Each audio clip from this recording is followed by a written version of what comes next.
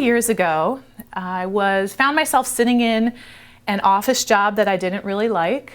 I was very successful in my career.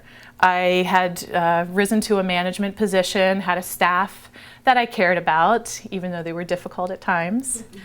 I had opportunity, the company was presenting me with opportunities, and from an outsider's perspective, I should have felt great about what I was experiencing. But guess what?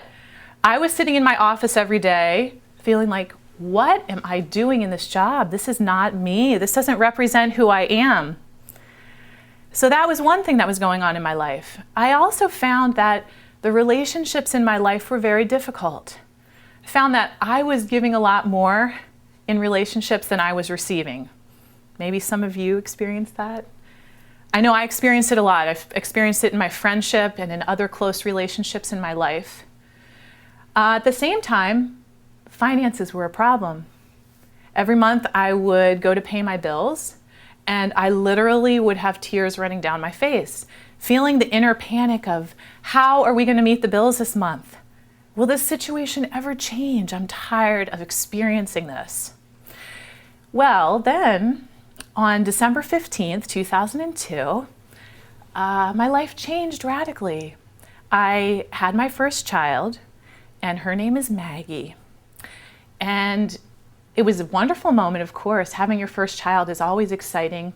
And Maggie, when she entered the world, was the most beautiful little baby. She had almost looked like pink lipstick on. And we were very excited to have her arrive in our lives. My husband was a professional soccer player for a time, and I was a professional basketball player. So we expected that we would have an athletic child. I went to Princeton. I expected to have a top-achieving, academic-oriented daughter.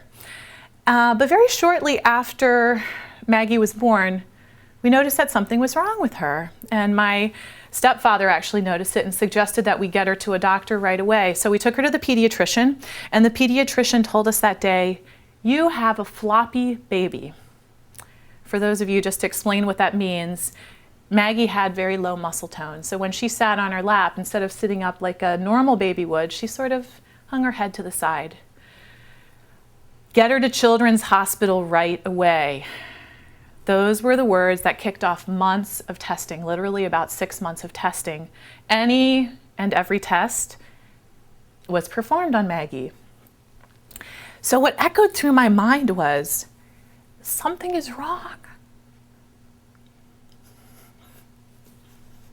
Something is wrong with my child. But it was the most beautiful thing that could have happened, because Maggie was my greatest teacher. And it was that experience with her that brought my life to a tipping point. Tipping points are good.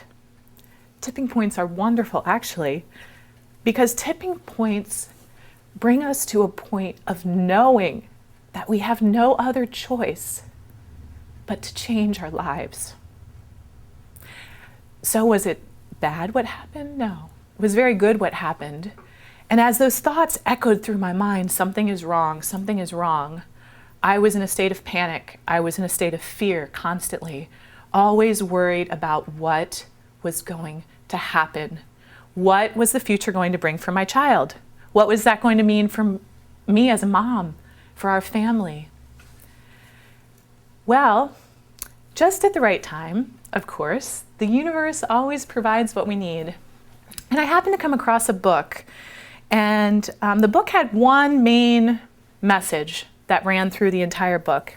The message was, in any moment, you can either choose a thought that is based in fear, or you can choose a thought that is based in love. Depending on the thoughts you think, you either create a life full of fear, sadness, worry, suffering, or you create a life full of joy, beauty, bliss even. I thought that I was a very optimistic person. The people around me, I brought a smile every day. I did my best to be upbeat and happy. So I thought, well, it can't hurt to look at my mind. Do you know, I was shocked at what I saw?